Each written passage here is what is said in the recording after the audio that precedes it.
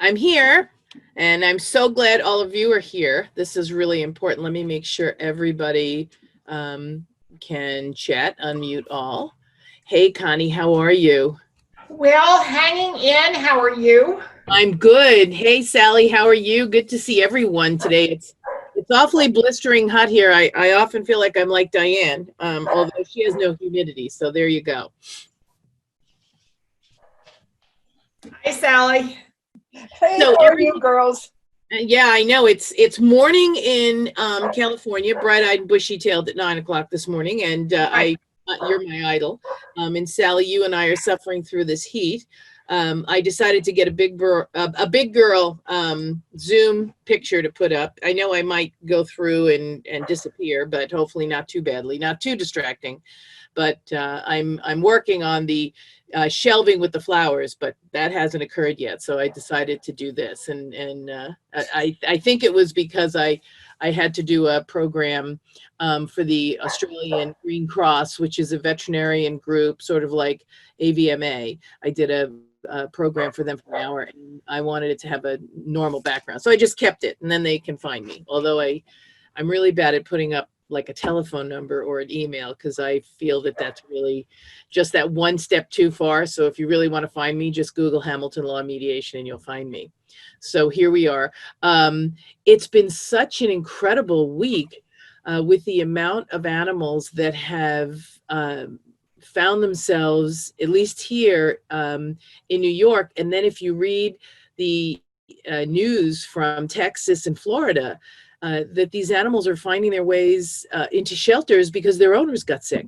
And it makes me crazy, not that the three of you are always here, which makes me feel great, but that it seems like this message doesn't get out there. And I have, and thank you all so much, I have sent it to Flea Bites. I'm not sure they're going to put it up because I'm asking for money for the weekend.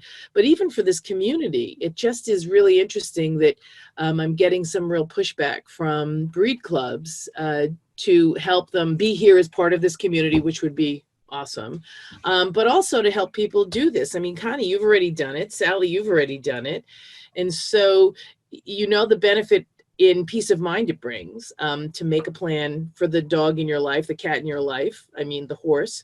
I know Janice Lundreville, who has saved so many horses, has already done a MAP plan. So I'm just, you know, I'm just going to stay positive because there'll be a tipping point when people will choose to make that plan rather than just have it in their heads, put it on paper so that the people who are supposed to be the caregivers will be there and know they're supposed to be there. And the animals' idiosyncrasies will be recorded so that you know that these animals are really going to be well taken care of. So I'm just so grateful that you guys keep coming. I'm so thrilled. And I'm hopeful that the more I do this, I'm actually going to think about. There's a gentleman in the UK, and let me know what you think. There's a gentleman in the UK called Spencer Hoggett, and he holds different things for people to chat about. And he said to me he's happy to come and guest host this program because he agrees. He works with a lot of rescues. And I think I talked to you guys a few weeks ago when I spoke to a woman who was a friend of mine's friend. And she said to me when I said, "Do you have a MAP plan?" And she goes, "Why would I do that? That's what rescues are in business for. I work for a rescue. And rescues are in business to help people's dogs find their new home if something happens to them." And so you guys know me. I try to be really, I breathe a lot. I count to 10 a lot. So I did that. I breathed and I counted to 10 and I said, "So tell me a little bit more about why you think that." And she said, "Because that's what they do. That's why rescues are in business." And I said, "Okay, yeah, that's one of the reasons they're in business. And they're the last, as you know, when we make our plan, they're the last remaindermen. Um, and of course, if you have a purebred dog, you can make the purebred dog National Rescue, you know, the one supported by National Rescue, if not part of National Rescue, as the remainderman. And that's great. because they know the breed, they know how to place it, they know it's important. But to just think that, I mean, I have, so I'll tell you a story about this week that's really interesting. I have a cousin who I love. Let's call him Billy. So Billy wrote me and said, listen, we adopted a second pit bull. He's a young guy, and he's not getting along with our older female. He's like a year and a half, too, and she's like 6. And so his wife is very anxious because the dogs aren't getting along. So they've decided as a family to place the dog. So they call the rescue back where they got the rescue from here in New York. And the rescue said, well, we don't have any homes for him right now, but you have to foster him and keep him in your care until we do. Well, my cousin Billy is really worried because his wife is so worried. And so how many of us know that if you keep a dog in a house where people are anxious about the dog in the house, it increases the anxiety level. It increases the dog's anxiety. Right. So I'm wondering if that rescue understands the severity of the anxiety, or maybe thinks that they're just deciding not to keep the dog, which, as we all know, that's been a huge rhetoric recently, that people who adopted dogs during COVID are going to return them. And so that's going to be a big Megillah. And I know you all know how I feel. Listen, the dog should be returned if it's not going to work in your life, because it's not fair to the dog. But as a second chance, if the person is willing to work with you, you can sometimes find people in the area to walk it when they get back to work, or food pantries that are giving out dog food as well as people food, because that is a huge concern. People don't have jobs. I mean, I'm raising my hand. Both my children do not have jobs. So, you know, my oldest son just was furloughed from his Comedy Central comedy that he was an editor for. And my youngest one is now finishing up his commercial pilot's license training in an era when there will be no commercial airplanes being flown. So, right. Hey. I have a general aviation pilot's license. Yeah. So hello. I spent a career in aerospace, and my dad was an executive with American Airlines, so I got it. Yeah. Absolutely. So we. Horrendous. My husband and I are thinking, okay, so this is, it's good that we're able to help them, which we are. And so we are, but they don't want to be helped. I mean, they're 27 and 30, and they no more want to be helped by mom and dad than fly to the moon. Right. However, as we all know, we're in difficult times now.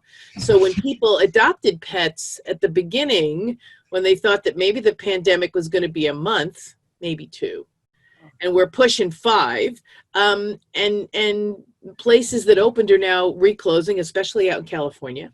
I just spoke to a friend in California, and she lives in Sherman Oaks, and she said, you know, Sherman Oaks isn't bad. LA County is bad, but Sherman Oaks isn't bad. And she assured me that North Hollywood, where my son lives, is also not bad. And Connie, I'm hopeful that where you are is also less affected.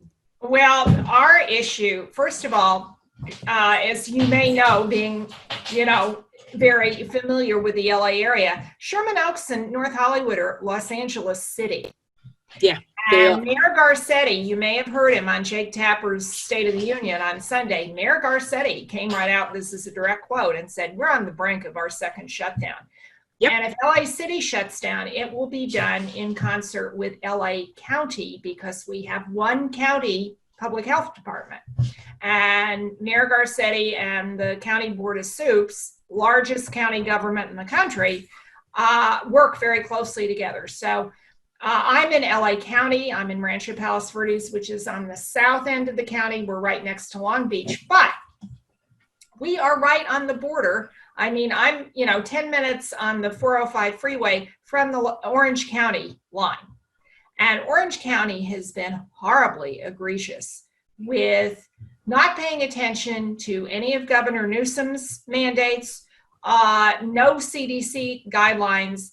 I don't want to get into politics, but they're the opposite of yours and mine, Deborah, shall we say. And the Orange County Board of Supervisors has absolutely refused to put into place a mask mandate, or they were even talking about opening the schools for in-class instruction, and the individual unified school districts in the various cities in Orange County said, ain't no way.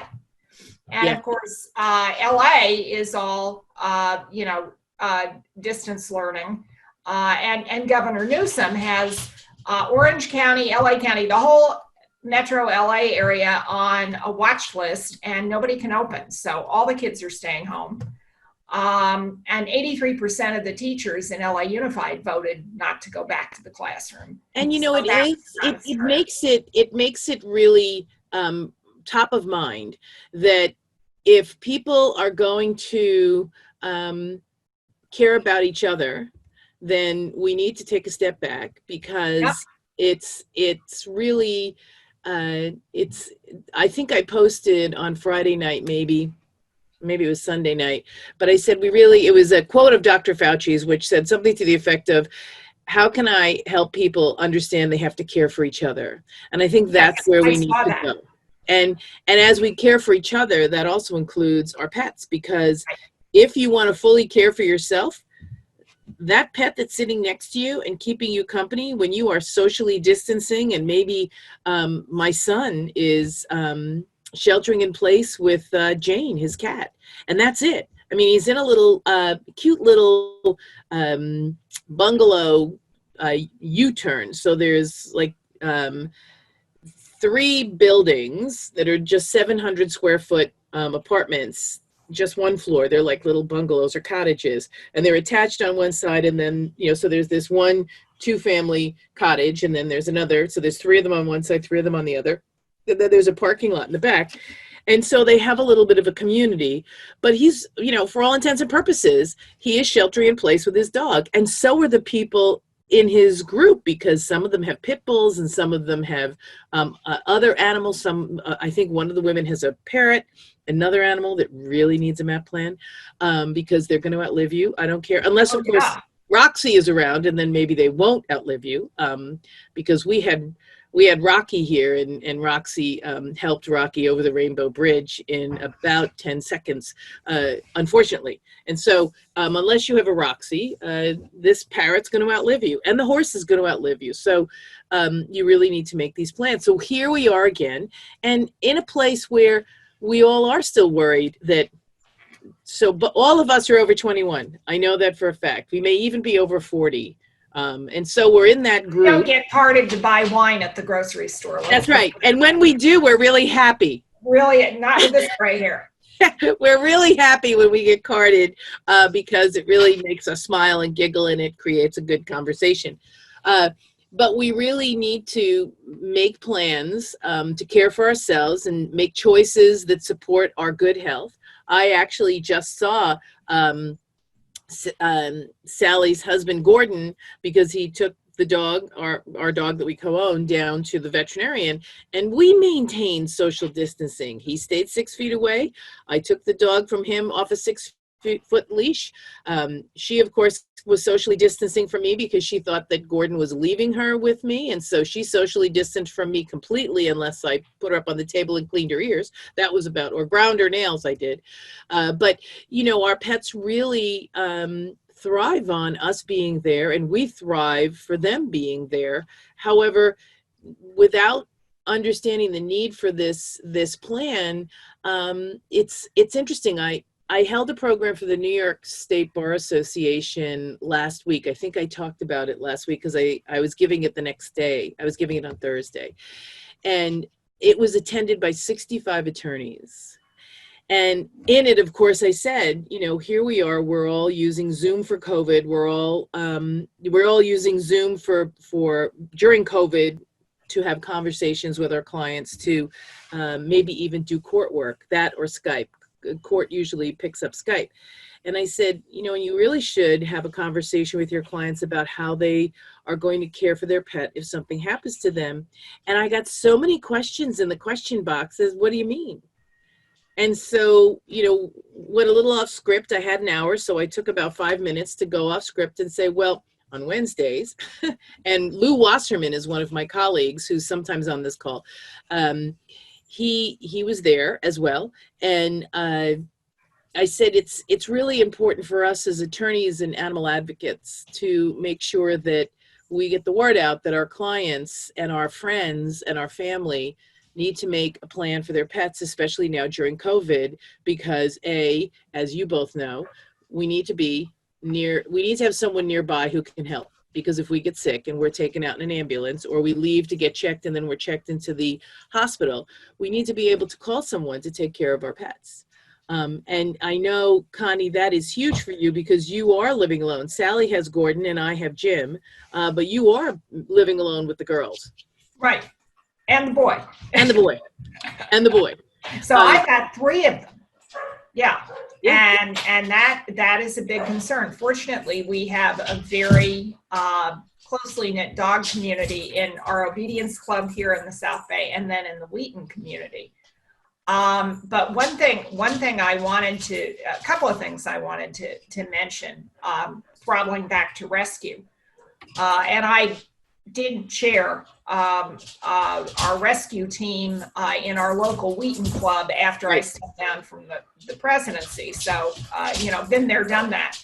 I don't know if you all in the other aristocratic Irish breed, as opposed to the Irish peasant breed that I have had the same experience, but we are getting inundated with calls, emails, text messages for puppies.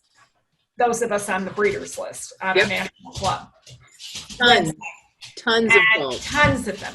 And in fact, a lot of us have stopped answering the phone calls because it's just crazy. Yesterday, I sent my canned message on email to about 6 different people that emailed me just within the past 2 days. And we had our local breed club Zoom meeting last night. Everybody was saying the same thing. And we have our rescue. The one thing I was able to do that I am very proud of before I left the rescue chair and went on the national board was to set up, or at least to start the ball rolling, to set our rescue team up as a separate 501c3 affiliate group for our local club. So we have the 2 meetings together all the time. And as far as rescue is concerned, we are all bracing for when people do go back to work and they have these dogs that they've had during the shutdown, and now they don't know what to do with them. There's been no puppy socialization class opportunities, no individual puppy socialization opportunities. Take your dog to PetSmart with you or to the park. And we're just bracing for this. Yeah. We already had a situation, which I was very familiar with, where somebody got a pup from a backyard breeder down in Newport Beach. The puppy turned out to be a dominant female. The couple had 2 little kids, and the dog was getting very aggressive with the little kids, and the owner had no clue what to do. And this was an 8-week-old puppy.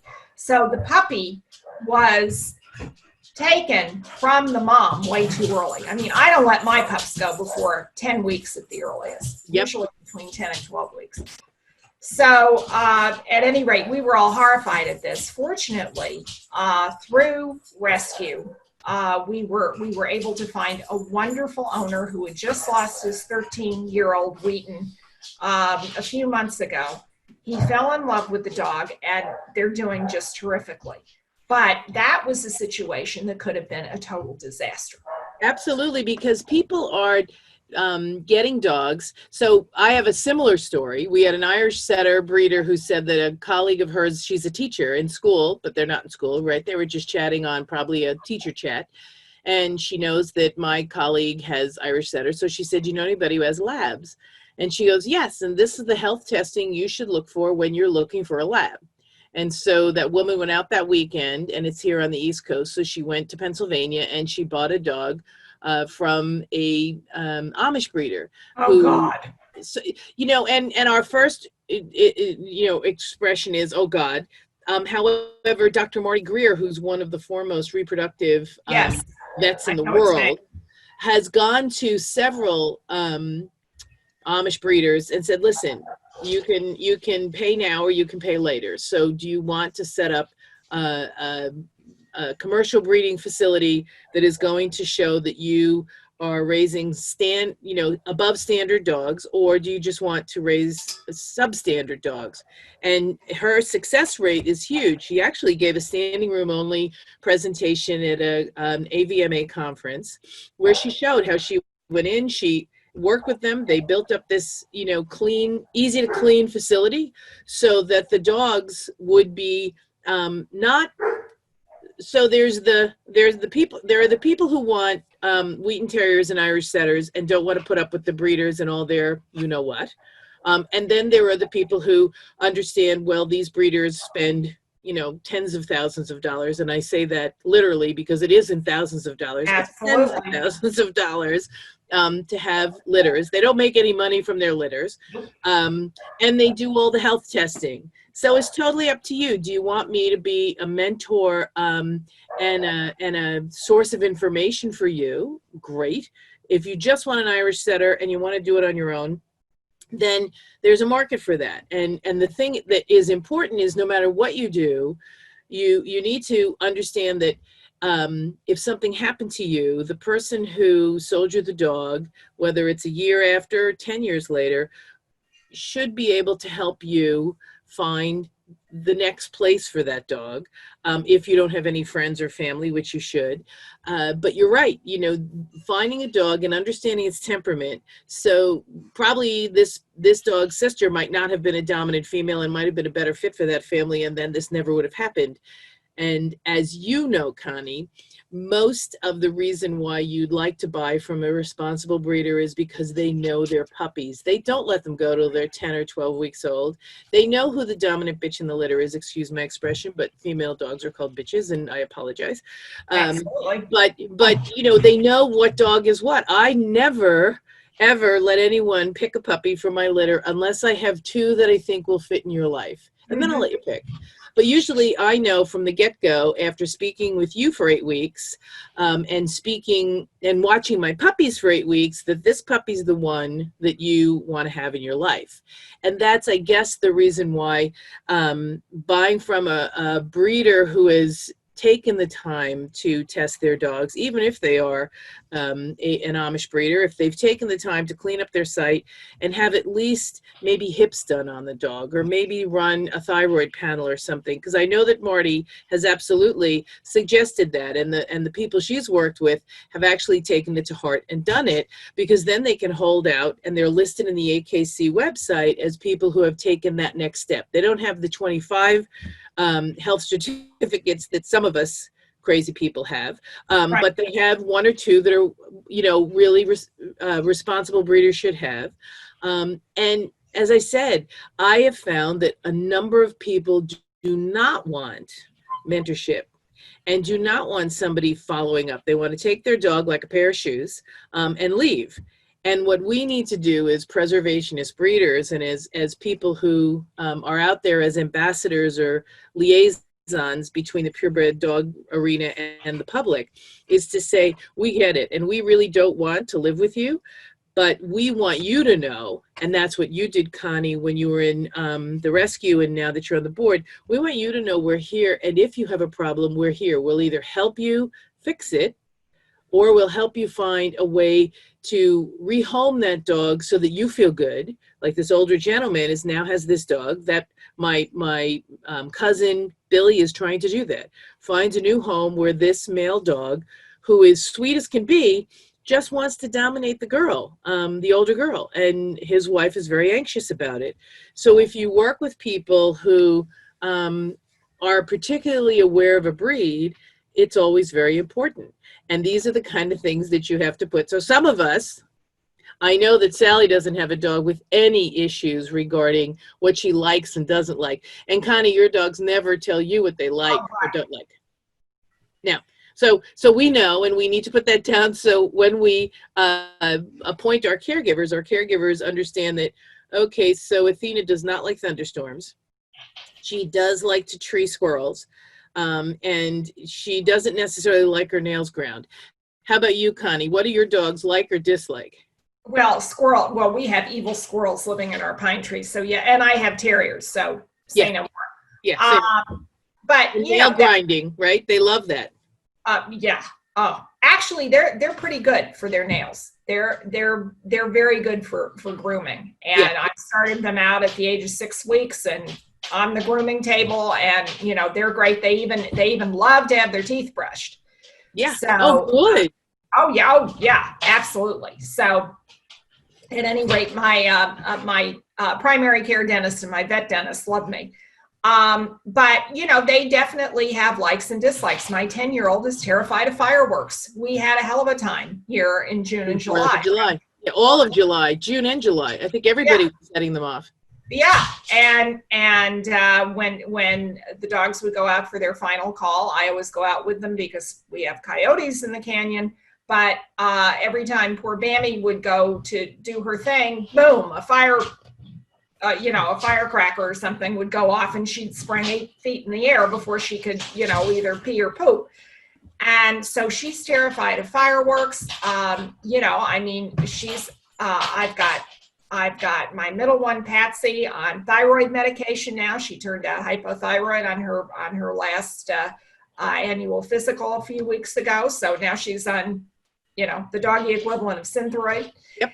And these are things that just you've got to make sure people are aware. And my youngest one, my boy, who just turned 16 months old on Monday and is wrestling with his mother behind me, is a gorgeous boy. He has 4 points on him toward his championship. I don't want him neutered if something happens to me.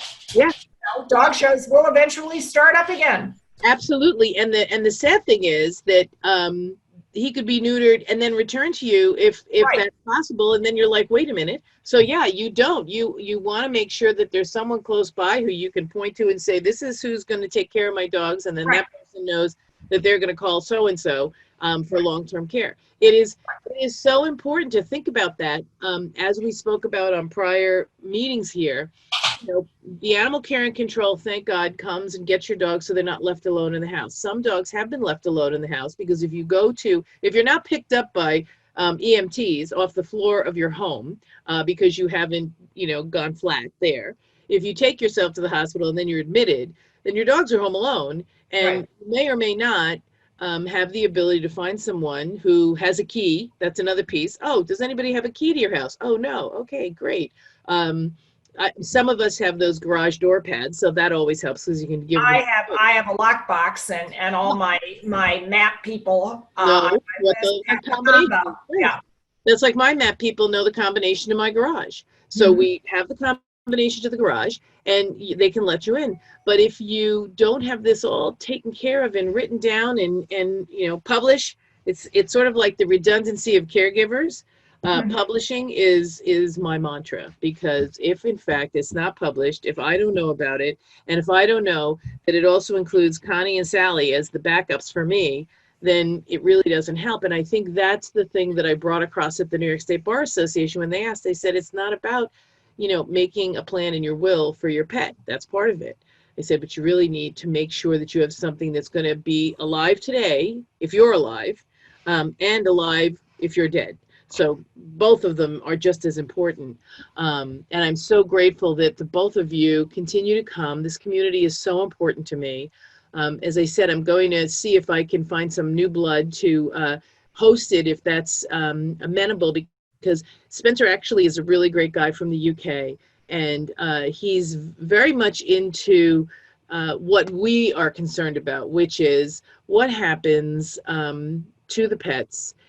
The people who picked up pets during COVID and have, been home with them, when they go back to work, what's going to happen to those pets who've never experienced life without their parent?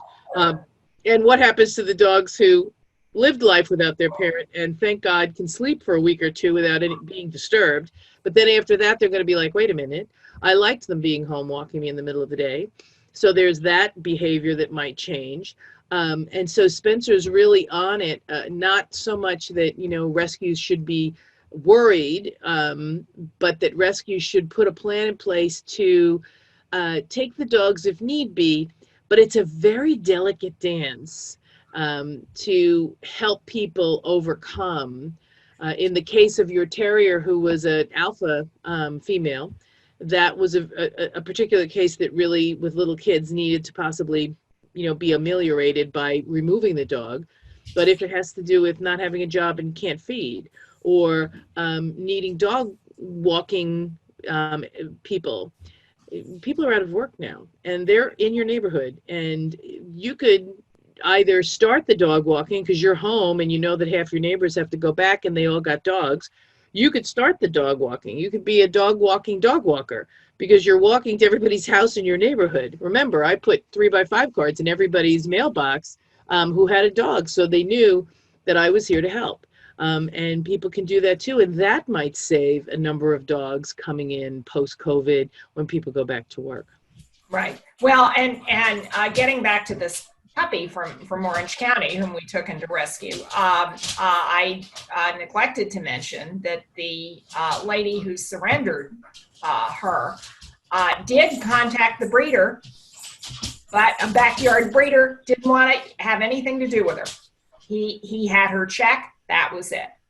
It's interesting you said that, because I co-bred a litter with a woman who had one of my dogs, and I helped replace all the dogs. But because her name was the first one on the papers, and because these people picked up from her, they called her, and his wife had been diagnosed with cancer, and they couldn't take care of the dog. And she said, "Yeah, too bad." And she called me, thankfully. She called me and said, "Yeah, Mr. Smith called. Mrs. Smith has cancer, and they wanted their money back. They wanted to return the dog, see if there was any money to come back." Because I think it happened in the first 10 months that they had the dog. And the dog wasn't old. The dog was pretty young. And she said, and I told them, "Hey, not my problem, your problem." And I said, "Really?" I said, "My name's on that dog. Give me their number." And not only did I refund their purchase price, I donated to the Cancer Society, and I let them know who I placed the dog with that was actually nearby, and they've kept in touch with that dog. Because that's something, and I know, Connie, you're just like me, that's something that you need to be that person. You need, there should never be, and I learned a good lesson then, that when in fact, if I ever, never again, but if I ever co-breed with anyone, it will always be that my name is the first name. And if you need to give the dog up, the other party will definitely be like-minded, or I'm the only person who they call, because that's what separates us from everybody else. But that was that individual dog, and the whole subject of what happens after COVID with all these people with young dogs who haven't had proper training and so on and so forth. What happens when they go back to work? So we are all very, very concerned about it. I know training is key, and I have to say, so you all know that I have Thelma and Louise, and I know we're about 12:33, so I want to be appreciative of the time, but this is the last story I'll tell. So Thelma and Louise went to live in their new homes, disappointingly not mine, but two very good friends. And one of the friends is actually taking a puppy training class online. And she has a neighbor videotape her walking with the dog and her doing all the things she's supposed to be doing. And in the heat, it's been a little troubling. And the other person, of course, is doing nothing. However, she has an older dog. It's really interesting. Both these girls went to people who own brothers. So Thelma, who's now called Mariah, she's living with Atticus. And Louise, who is still thankfully Louise, is living with Harper. And Harper and Atticus are brothers. The difference being that Thelma, Mariah, is a little bit of an alpha bitch and doesn't give Atticus a moment's peace. And Atticus, unfortunately, is the sweetest dog you'd ever want to know and won't give her what for. Louise, on the other hand, is a little bit of a pushover. We think she's a little slow, motor-wise and every otherwise. And Harper keeps her on the straight and narrow. He keeps her walking that line, and she's been great. So you're right. It's about being able to train the dogs. It's about maybe having a dog in your life that helps you train the dog. I know that, Connie, you'll say that the Bama and your boy's mother will definitely keep him in line. Oh yeah. Oh. He Yeah, there's has no so much quarter. adult. He has so much adult supervision. Oh my God.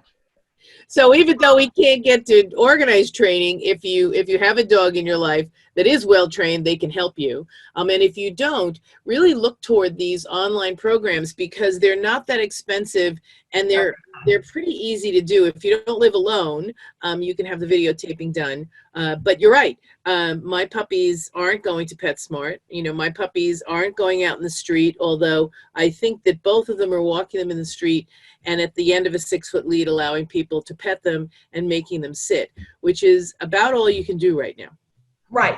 Well, fortunately, Casey, got through all his training. In fact, we're keep your fingers crossed. We're filming the first 2 courses for our virtual rally novice on Friday with my rally gang I've been with forever, and then we're doing the second 2 the following Friday, and shooting them all to AKC on YouTube. We have been able to maintain training, and he was a trained dog, and he's got his CGC and his trick dog novice already. But for these people with brand new puppies, that really concerns me because, as you know, I'm very big into Socialization. behavior and training and, all that good stuff. Socialization is key. So before I say goodbye, Sally, is everything okay at your house? Everything is great. Her Highness is in the air conditioning and, hunkered down from the humidity. I know you and I are both out at 6 in the morning because otherwise I swim home in my own sweat because it's so hot out. I mean, it really is. Well, again, notice I'm in a hoodie. It's cold. It's cold and icky here. Oh, God. Oh, right. So what was it? Mark Twain said the coldest winter he ever spent was a summer in Southern California, well, in San Francisco. Because right. I was going there in July and freezing my butt off and not realizing how cold it could be. That marine layer really can be cold. And I'm 10 minutes from the ocean. Yeah. Yep. So you're perfect. Guys, thank you so much for coming. Please let me know anything you think I should be doing. And I am reaching out. Thank you for your suggestions. I've reached out to national clubs. And if you want to reach out to national clubs and send the application for Saturday's event, please feel free. I'm definitely working on making sure the Saturday's event, which is 2 hours on Friday, 2 hours on Saturday. We're going to do the M and the A on Friday and the A and the P on Saturday. Both of you are welcome to come if you want to. It's because this is going to be something that will be special for both of you because both of you have gone through the program already. So Rose will send you a special link. You're special. And hopefully someone, will gain some new information, at least to make sure that they, at the end of this program, have a MAP plan made. So I know that, Fridays and Saturdays are busy, but I'm hoping that, people understand that this is really important. So please feel free to share on Facebook and on Twitter and in your breed clubs because it really is important, especially now with the second wave of COVID that's coming through. So you guys take good care. Thank you. And the 2 of you too. But yeah, we're really on the verge of our second shutdown. So take care of yourselves, take care of your pets, and make sure that you have that 3x5 card up. God forbid. Love you guys. Thank you.